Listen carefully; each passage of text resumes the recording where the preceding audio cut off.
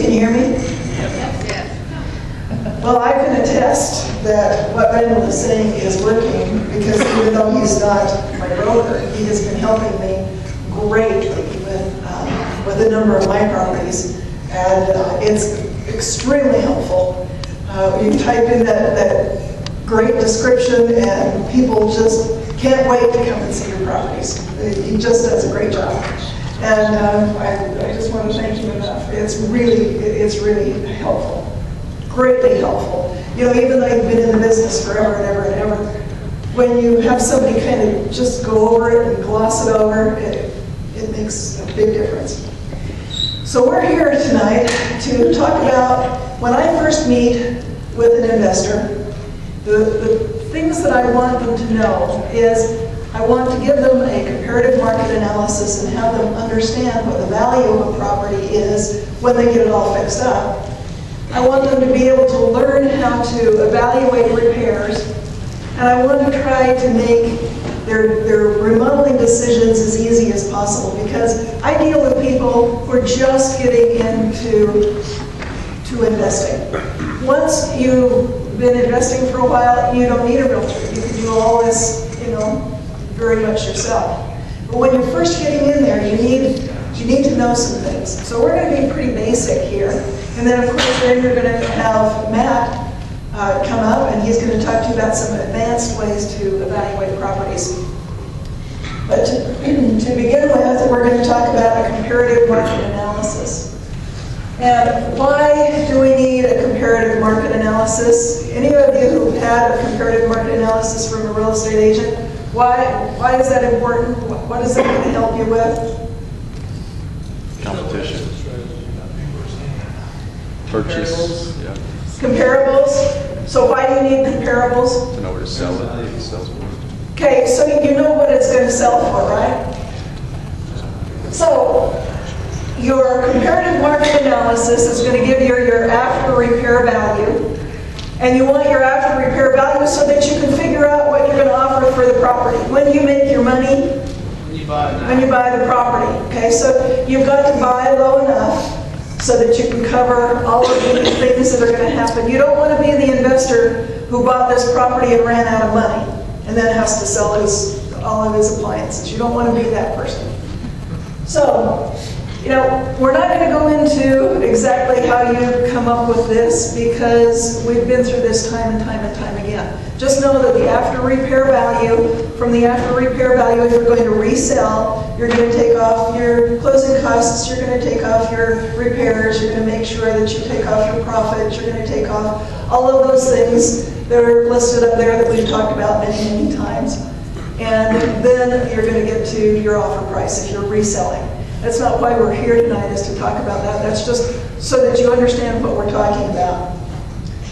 Next, from Matt Atkinson's presentation, those of you who are going to buy rentals. Now, first of all, if you're buying a rental, you know that the comparables are not as important as your cash flow. So if you're going to buy it with your own cash, what you really want to do is you want to look at cash flow, how much are you going to get from it per month, and figure out all your costs and go from there. But Matt has come up with some really great things in his last seminar, and here's where you use your after repair value. If you're going to go ahead and buy your rental with hard money, you need to know that you need to refinance at 25% of the after repair value. So if you're going to do that, then you need to start doing some subtracting. He did this in his seminar. He did this very, very well. You've got it listed up there. So you need to take your offer price and your closing costs, which include your hard money. That needs to be taken off of 25% of the after repair value. I think it's pretty simple there. That's why we're talking about after repair value. We're not here to discuss how they get to that. That's what Matt covered, but that's why the after repair value is important. Any questions about those things? Okay, so reading a comparative market analysis. Comparative market analysis, again, is something that will be given to you by a realtor. They don't have to be your realtor. They can be, but they do need to be a realtor that works within investors. They need to understand that it needs to be a very conservative comparative market analysis, and they need to have worked with investors before. So just these are some of the things that we're going to look at on the next slide, just so that you might know. We're going to look at the status, active or sold. We're going to look at the sales price and the sale date for cumulative days on market. We're going to look at the bedrooms and the bathrooms. We're going to look at square footage, year built. We're going to then go to concessions. Those are built in. It's so nice with the new MLS. I used to always write in those concessions, and I was always doing that figuring excess amount. Yeah, I don't have to worry about it because it's already figured in. And then we come to the after repair value. So this is what I want you to take a look at so that you can see what you're doing. Okay, so up here is where the status is. This column right here is the property that you're looking at. So this is a comparative market analysis. This is the one sheet. This is the property that you're looking at. This happens to be a property right now that's on the MLS. As of Saturday, you could buy this one. So you can see that these are solds. So these are 3 comparables that were in the area. And I'm going to use these comparables to come up with an after repair value for this one. So if you look over here, then this is the list price here. This is the sold price here. This is the days on market. When you get the comparative market analysis sent to you on your email, you will be able to see each of the comparisons. You can look and see if it was a short sale or if it was a bank-owned or whatever. If it's a short sale, you may have some more days on market. You know, I wouldn't worry about that if it's a short sale. So that one is a short sale, so don't worry necessarily about the days on market. Then you want to take a look, and it's kind of important right now, that about the dates of the dates that they were sold. Is Vicki here? I didn't see Vicki here. There she is. I did one for Vicki today. It was very difficult for me because there weren't a lot of comparables right in that area where she has got this home that she wants to buy. I could go out a little ways and I could go back further, and I could see that there was a great decrease in price in that small area from March to right now. So it was real difficult to come up with a value there.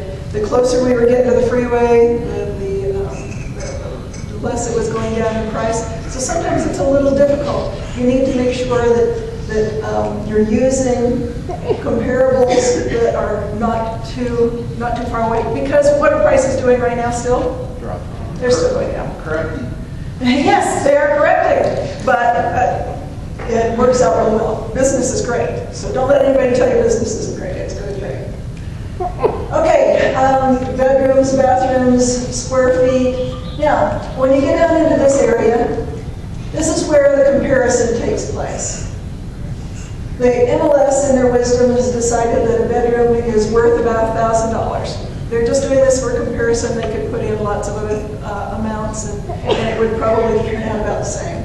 But they've decided that a bedroom is worth about $1,000. They've decided the bathroom is worth about $5,000. They've decided that a garage is worth about $5,000 per car. So when you then look at this particular comparable only has 3 bedrooms. So to this sales price, we need to add some money for a bedroom to make this property just like this property. You need to understand that concept. If you understand that concept, you've got the comparative market analysis down. So there's nothing added to this one because it has 4 bedrooms. This one has 3 bedrooms, so they've added $1,000 to this price. You just follow that on down through. You'll see here, this one doesn't have, this one didn't put in a percentage of basement because there was none. There was not a finished basement. This is not a finished basement. This is a 65% finished basement. So in that case, we needed to subtract some money from this to make it just like this. You understand those concepts very easily. Now you go ahead and this is added up. You have three comparables, you add them together, divide by 3, that's your average. That's your after repair value. Do you have any questions about reading that comparison? Do you have any reluctance to use short sales in I do use short sales in my comps, and I use short sales because they are your competition. And you're going to need, when you get your home all fixed up, your short sales are your competition, whether they're fixed up or not. Dusty, when I prepare these for investors, sometimes I prepare 4 or 5 just so that I can see the different numbers. So I'll do one that's specifically using short sale. And I agree with you, short sales are your competition, but at the same time you have buyers who don't have the ability or don't want to look at short sales anymore. And so it gives you a little head above the rest because your property can sell quicker. It can sell as quickly as a bank owned, but usually it's not as distressed. And the other point I wanted to make, and I've had investors learn this the hard way, and that is that a garage isn't always only worth $5,000. Sometimes the fact that it doesn't have a garage or does have a garage can affect its marketability. Oh, I totally Especially agree. in areas with a lot of homes on the market. Totally agree, and that's something that you will always know. I think in Kearns, a lot of people have made their garage into a 4th bedroom. I think in Kearns right now that people are really looking for that garage. And so I think if it doesn't have a garage, you probably need to look at making your carport into a garage. Right now, for some reason, and I think that this changes as the market goes on, but for right now, that 4th bedroom is as important as the garage. So, yeah, all of those things are very important to look at. Okay, you will get this with your comparative market analysis so that you can see where they are in relation to your subject property. Then you also want to look at actives. So look at actives. The best value for actives means nothing because these haven't sold. But these are your competition, so you can see what your competition is selling for. You need to price somewhat around your competition. This one is a short sale, so I wasn't quite as worried about that price, but you definitely want to be competitive. And that's where your competition is. Your competition is really quite close there. Now, I also think that the next problem that most investors have is they don't know how to value repairs. So I've got Joel up here who works very closely with me. He's the inspector that I use all the time. And I'm not going to bring him up right this minute, but he's going to cover this part. I'm going to go on and cover my part so he doesn't bring up his PowerPoint. But the contractor that I use is sick today. But the next part of this, and this is one of the things that my contractor just kind of uses as a rough estimate. Roofing, $250 to $350, and we're talking about not the cheapest. And we're talking about paint, $170 to $200, carpet, $21 for medium. That's for tear out and pad and everything. Now, you may find that you can do this less expensively. I'm just trying to give you a rough idea because this is the biggest problem I find with new investors is you have no clue about repairs. And we're running out of time here, but the next thing then is remodeling decisions. Most of you have no clue about what carpet goes with what paint. I don't. I have no clue what paint goes with what carpet. I have no clue what what the cabinets should be. But you need to have a contractor who does, or you need to have someone who does. That is the most important thing. There's nothing worse than going in and putting the wrong carpet in. There's nothing worse than going in and putting in a color that is just not going to sell. So make sure that you have somebody that you work with who can make those decisions if you can't make those decisions. The contractor I work with, I think, does a very good job. This is one we have under contract this month, and that's the before and after of the kitchen. And he just did a fantastic job. These are great. So I think you can see that there is a big difference. So again, the introduce Joel here. Again, Joel, when he takes people through a house, does an inspection, he spends about 4 hours doing the inspection. After he's done the inspection, then he has the clients come, the buyers come, and go through the house with him. He's going to show them where to turn off the water in case there's a problem. He's going to show them how to use the sprinkler system. And he will go through and talk to them about the different repairs that need to be done and give them a kind of an idea on what it will take to fix them. He's just absolutely fantastic in that area. I really appreciate all of that. And so I talked to Joel about this a while ago. I told him that this is the biggest problem that we have is investors have no clue about how to come up with an estimate of repairs. So he said that he would be willing to do that training with you. He needs a little bit of money for his time to take you around and do that training, but he is willing to take you around to any of the houses that you would like to, and he will show you the different things that need to be repaired and give you an idea of pricing those repairs. So he's just fantastic, and with a great review, I will just go ahead and turn it over to Joel. We'll put his PowerPoint up, and then you can ask him any questions. I'll come back if you have any other questions for me. Thanks, Joel.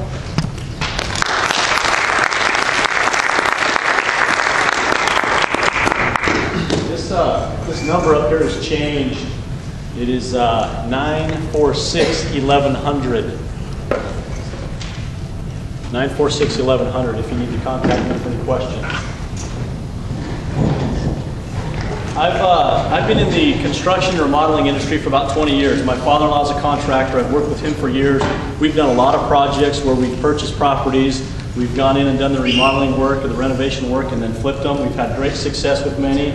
We've fell on our noses with a few, but that's kind of the road that you take in this business. But one of the crucial things is to be able to understand and to be able to project what some of these costs are as you initially look at a property. What is it that you're looking at, and what are some of those expenses going to be at the end when you're trying to sell it? How much profit are you going to be able to make?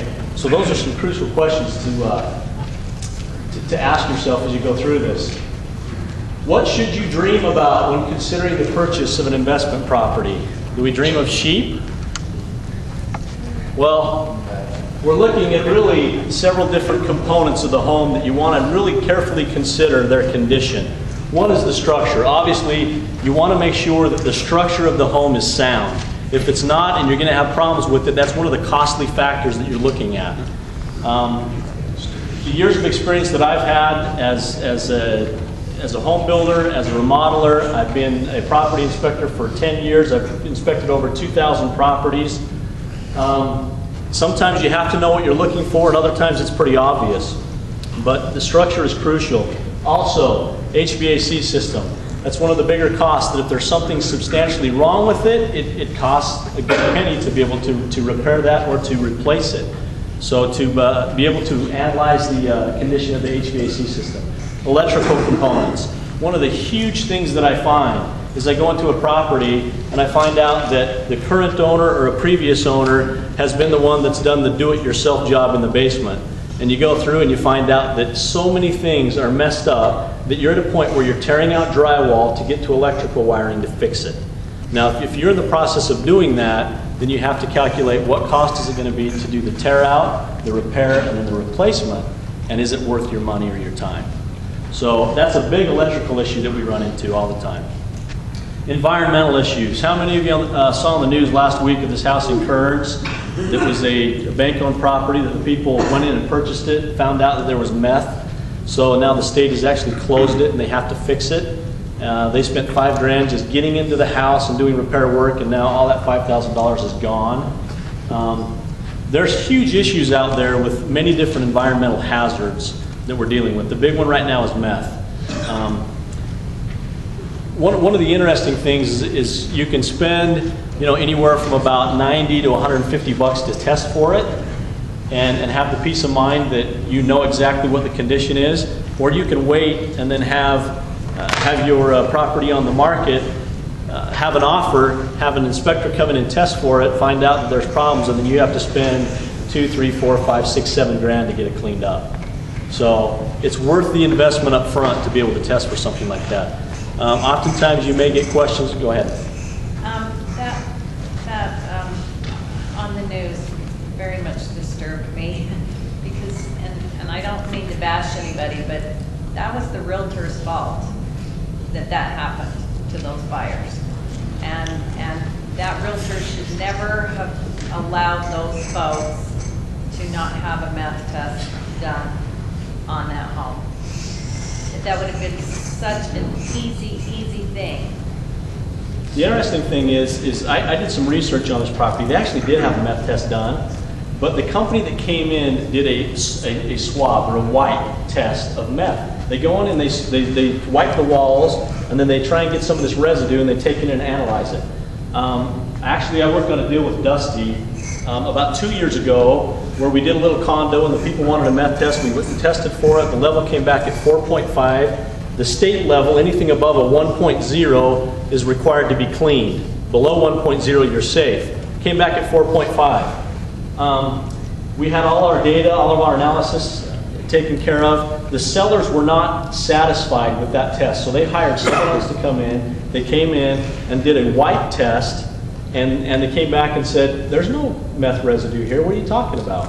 So we figured out that they did a wipe test. We said, no, you need to go back and do a more extensive test. And the key is to test the HVAC system. If you do not do that, you're missing the boat.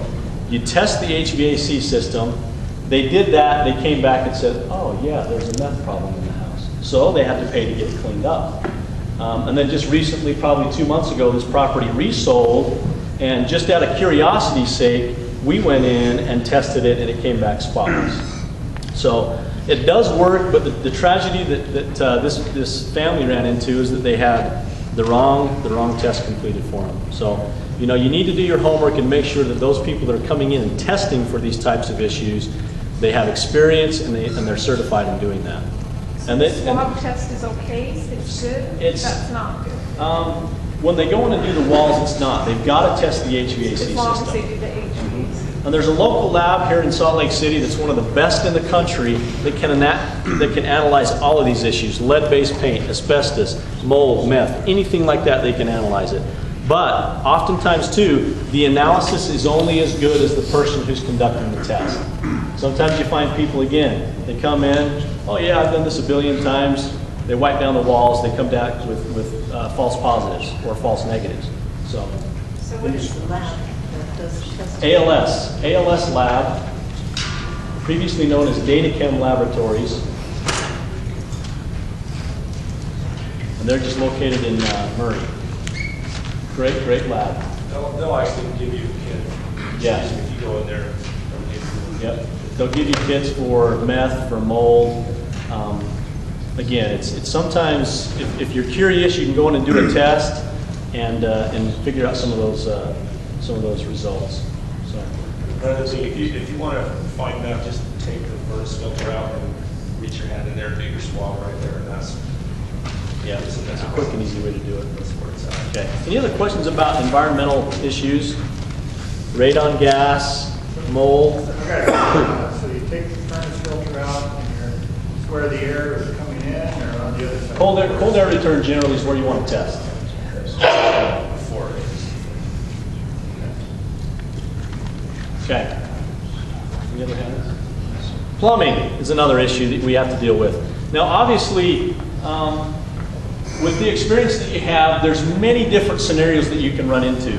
We don't have the time to mention every possible scenario that you can run into as you go through and try and evaluate one of these properties. I just tried to put together some quick information to be able to help you understand some different concepts.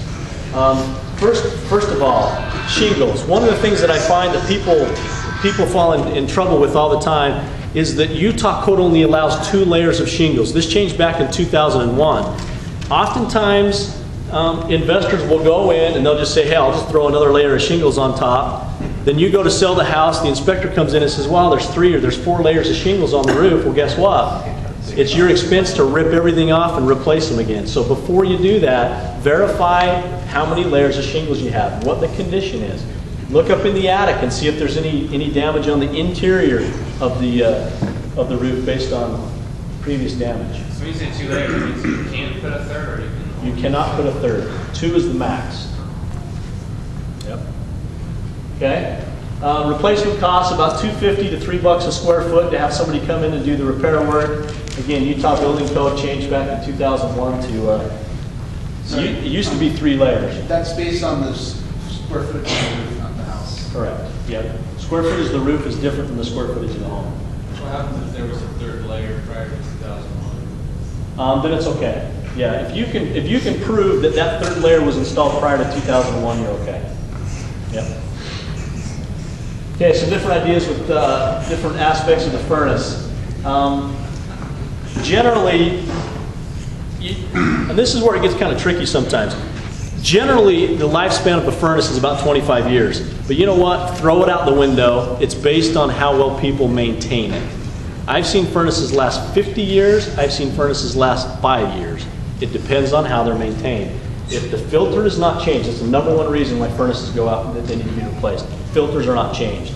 As you go in and you pull out a filter and you can see that it hasn't been changed in years, that's one red flag to look at, because it's making the furnace work a lot harder to be able to circulate that air through the system. So, verify the condition of the furnace. Again, repair costs or replacement costs are based on the type of furnace, the size of square footage that it's covering, and but you can kind of expect 25 years if it's well taken care of. Some of the electrical issues that we look for. This image on the right is actually an infrared image that we go through and do a scan on a house to verify if there's any issues. And this infrared actually works great with everything: structure, plumbing, HVAC, electrical. This is an idea that gives you that this circuit breaker right here is actually overheating because of the fact that they've run probably 16 different outlets. Again, here's another perfect example of someone doing their own work in a basement. They've run 16 different outlets on one circuit. And so as you start to use the electricity through that circuit, it's overheating, it's causing a problem. Now it could blow the circuit, it could, if there's some wire that's damaged along that circuitry, it could cause a spark and a fire. There's many different aspects or scenarios that can come about because of that. So it's crucial to be able to verify the condition of the electrical. Those electrical contractors being anywhere from 60 to 90 bucks an hour is what they're going to charge to come in and give you an idea.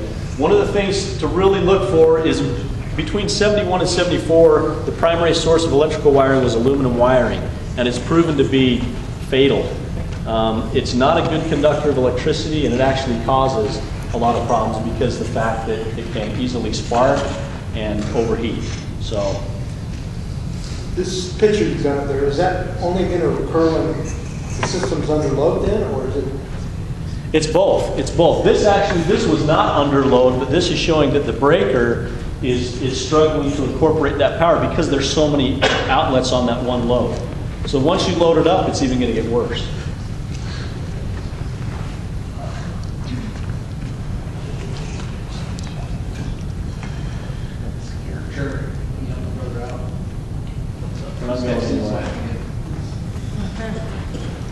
Isn't technology great?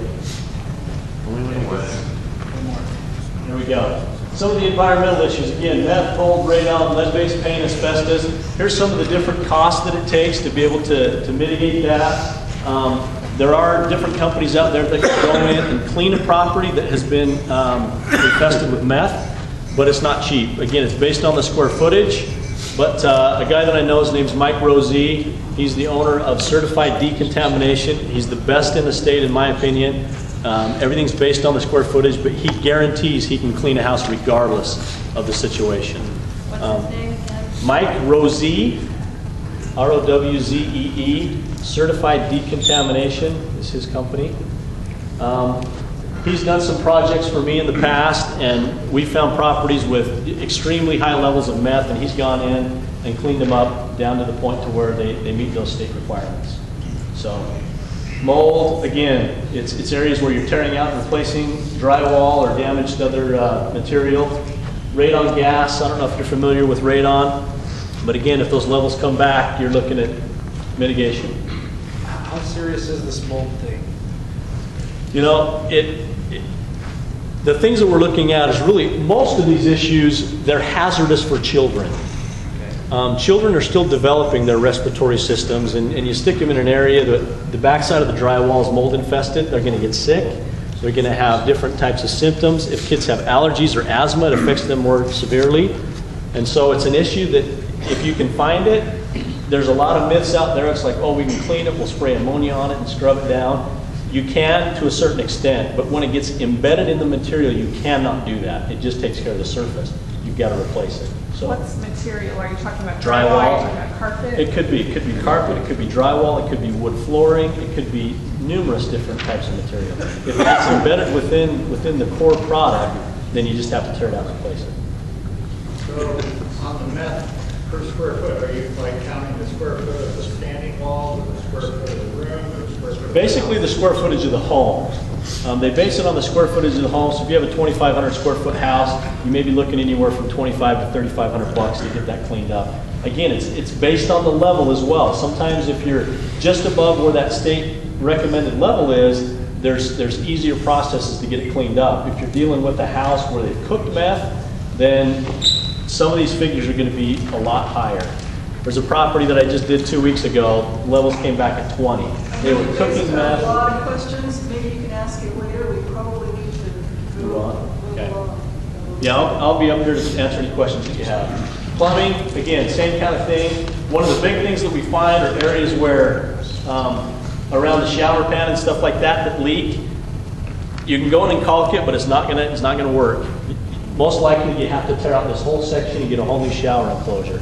Again, it's a big expense for material and cost if you're into it. So, just to kind of give you an idea, I've run this over with Dusty, and I'm happy to come out and help you analyze any property, to be able to take a look at it with a different set of eyes and give you an idea of what cost maybe you're looking at. My fees are here as following: $75 an hour, $50 for the first hour, $50 thereafter. You can keep me all day if you want. You can have me come out and just take a quick look at a property for you. We can also we're certified in all of these different types of tests that we've talked about and the different costs to do that. Oftentimes you do want a third-party analysis done, so that it's not something that someone comes up to you and you said, oh, we've tested it for meth and it's okay. Well, if you were a home buyer, would you trust the home seller? If they said we've tested it, it's negative? No.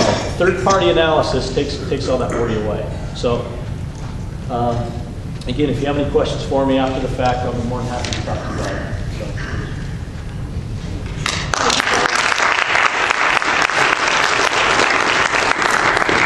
So again, you're not going to be able to take a contractor to go out to every property that you want to put an offer on. You're going to wear out your contractors real fast. You need to learn how to estimate these repairs.